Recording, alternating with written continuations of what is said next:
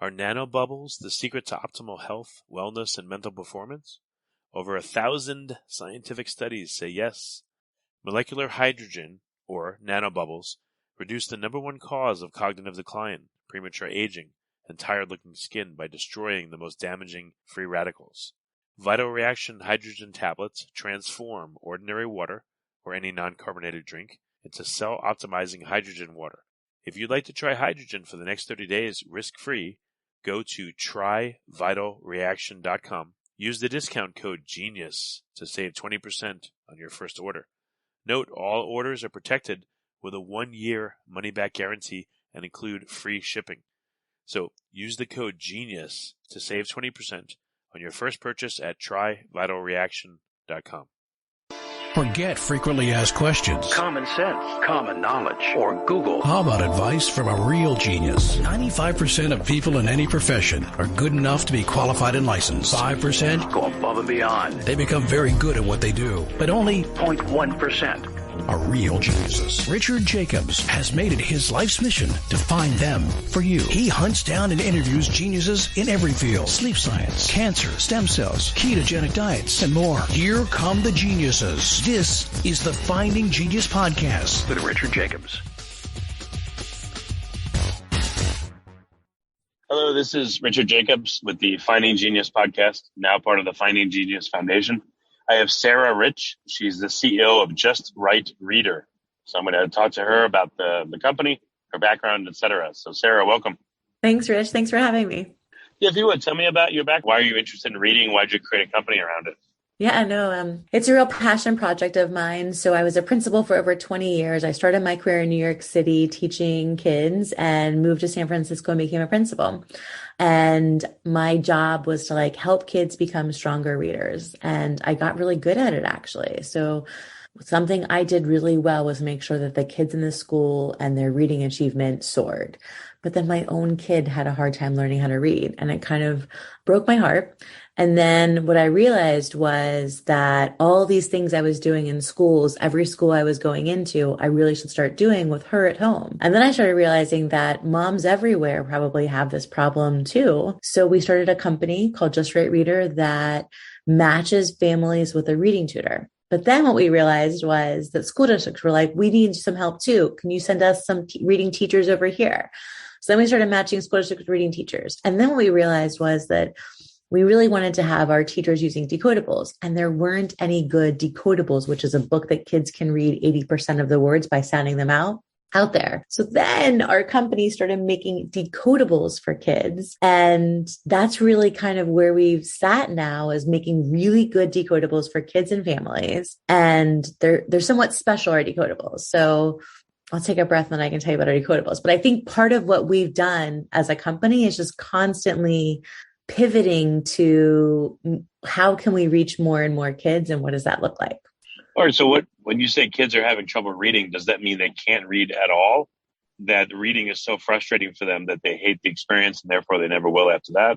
I think it's a little bit of everything, a little bit of what you're talking about. When, kids, the pandemic has hit us all for the past 2 years, right? So kids are behind in reading right now, and that affects their self-confidence, is what you're talking about. So if you're not a confident reader, you don't want to try reading. And the way you become a better reader is by reading. So part of what our product is now has become a family literacy box so that families can help their kids become better readers, because kids now need to be reading at school and reading at home. And every family wants to help their child become a better reader. So what are some of the things that kids have problems with in reading? Is it speaking the words? Is it sounding out words? Is it vocabulary? What have you seen?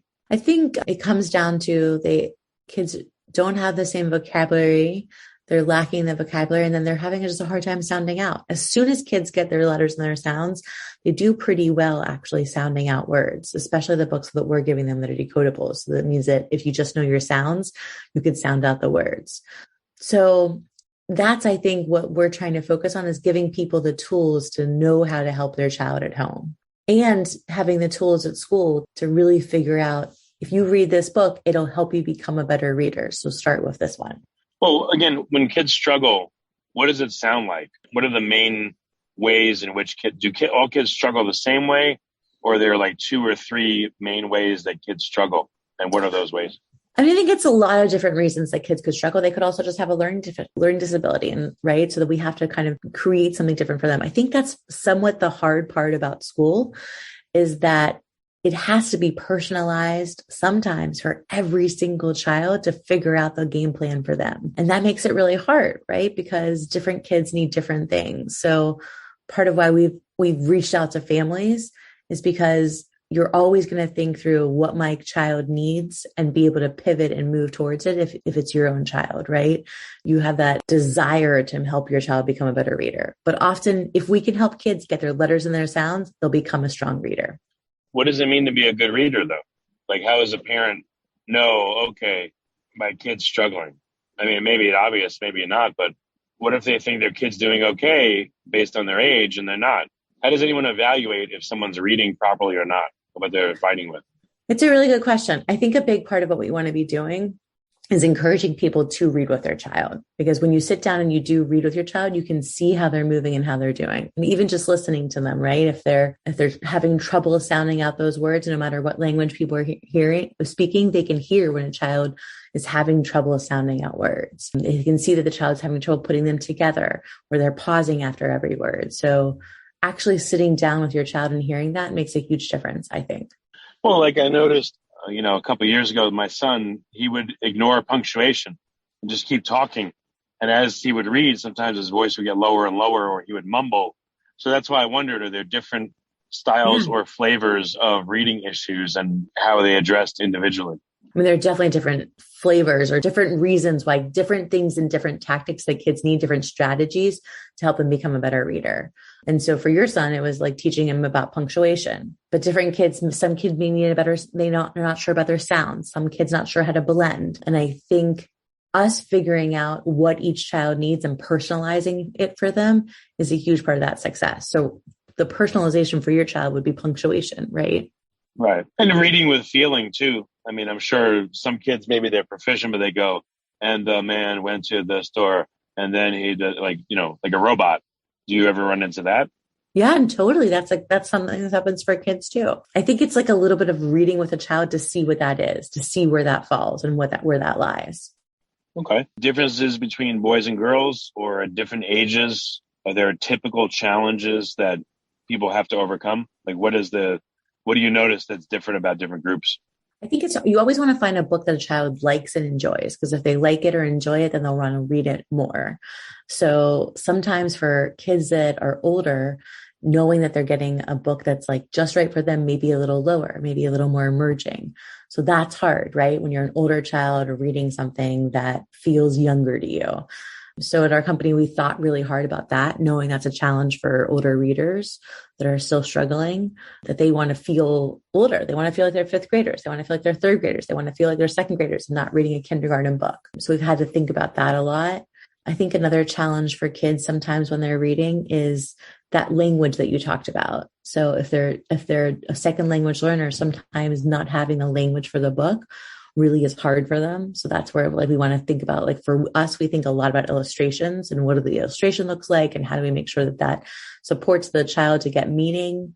So I think you're asking really good questions about like what's hard for different kids, different things. Well, what about font styles? Like I've heard there's a font called Dyslexie that's made for dyslexic people that they'll have less errors when they read it because of the way the font looks. And then, I'm sure certain serif or non-serif fonts just lend themselves to reading easier, or again, font sizes, maybe for younger kids, instead of a 10-point font, you want like 12 or 15. Like, are there any nuances there you found that make things easier for kids? Oh yeah.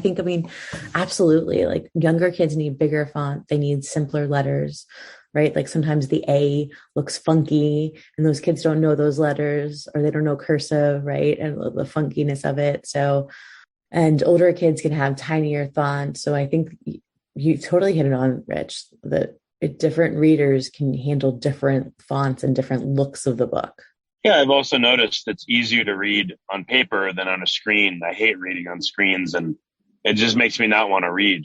And then some people are more auditory, but reading is reading.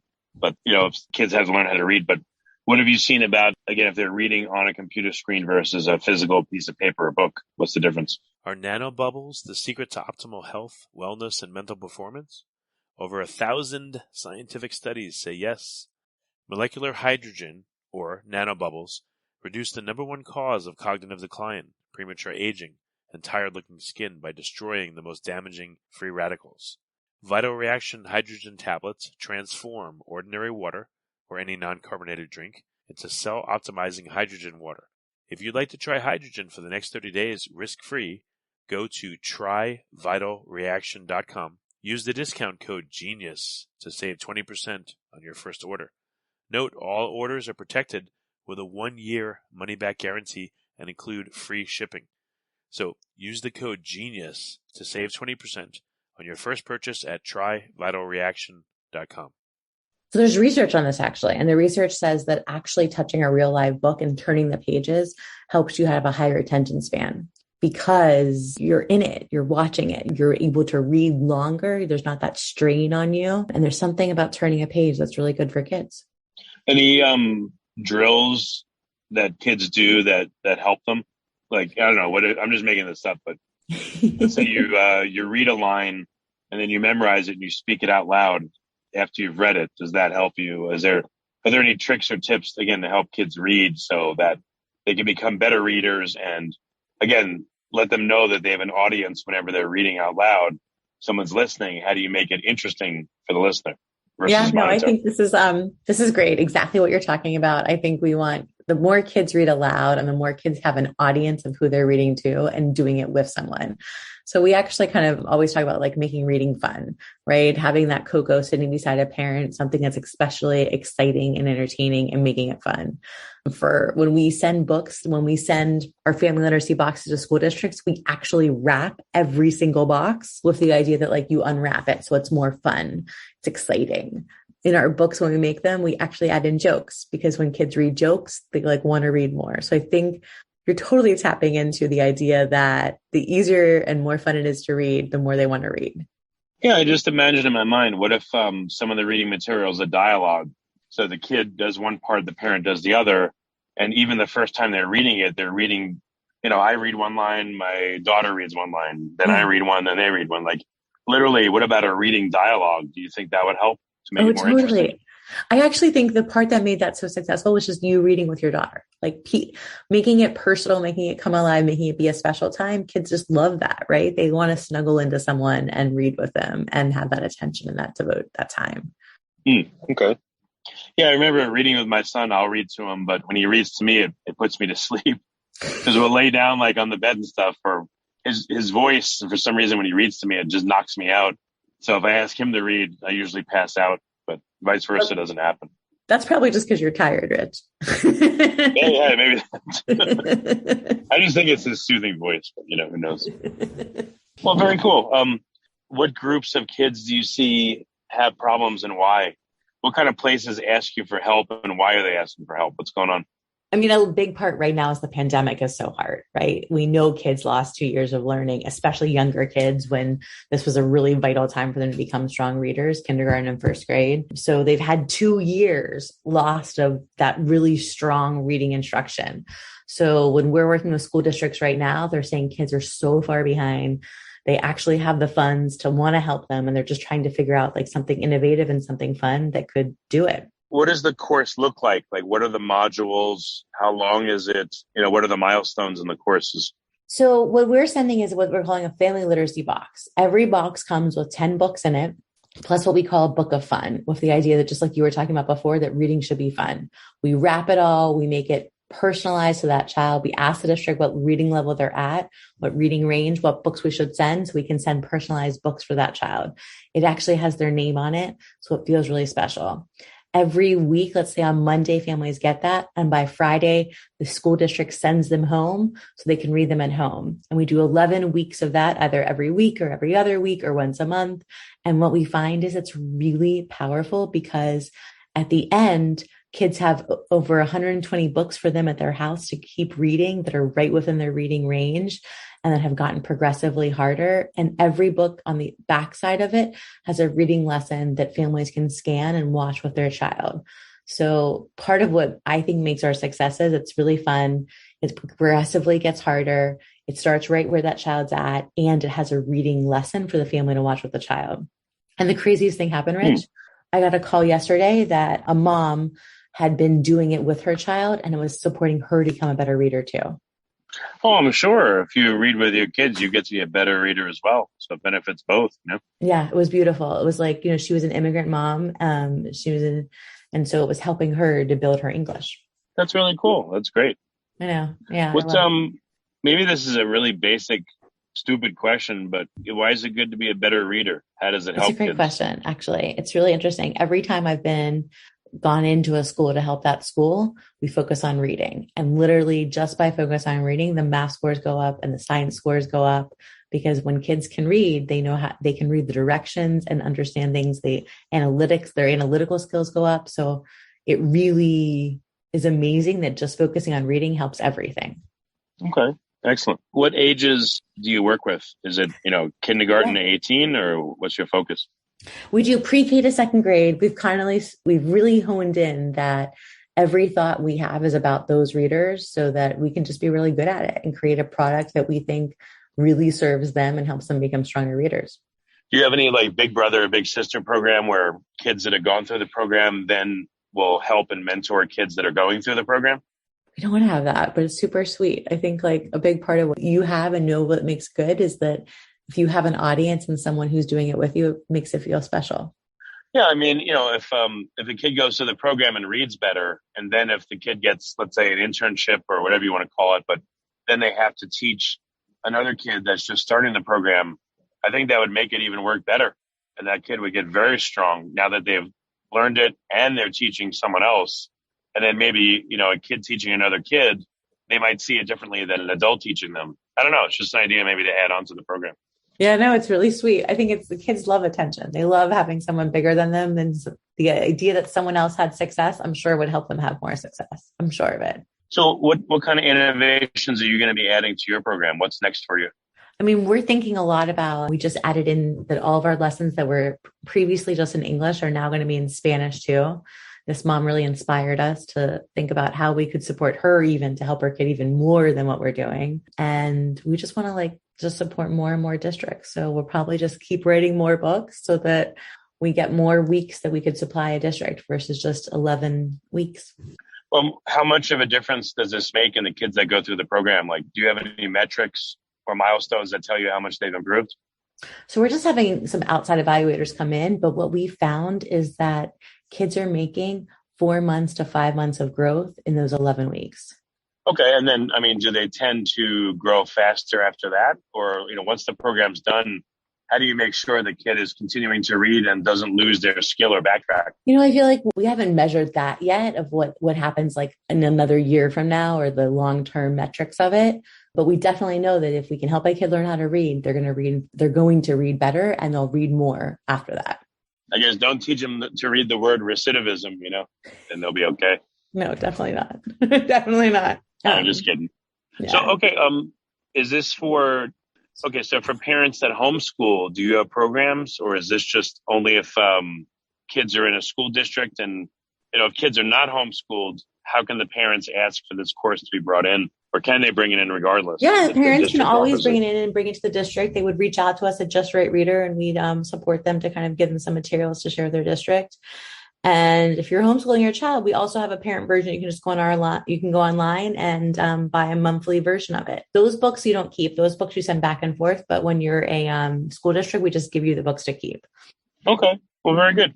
And where can people go to find out more about your programs? They can go to justrightreader.com and they'll get it all right there. Okay. Well, very good. Well, thanks for coming on the show, and I'm glad you do what you do. It's really important for everyone to be able to read, for pleasure, for business, for life, for everything. Yeah. So it's a good thing you're doing. Thanks, Rich. It's really fun. We're having a good time. Are nanobubbles the secret to optimal health, wellness, and mental performance? Over 1,000 scientific studies say yes. Molecular hydrogen, or nanobubbles, reduce the #1 cause of cognitive decline, premature aging, and tired-looking skin by destroying the most damaging free radicals. Vital reaction hydrogen tablets transform ordinary water, or any non-carbonated drink, into cell-optimizing hydrogen water, If you'd like to try hydrogen for the next 30 days risk-free, go to tryvitalreaction.com. Use the discount code GENIUS to save 20% on your first order. Note, all orders are protected with a 1-year money-back guarantee and include free shipping.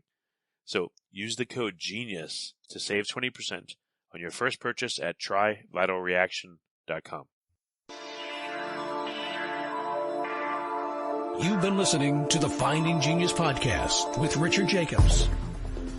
If you like what you hear, be sure to review and subscribe to the Finding Genius podcast on iTunes or wherever you listen to podcasts. And want to be smarter than everybody else? Become a premium member at findinggeniuspodcast.com.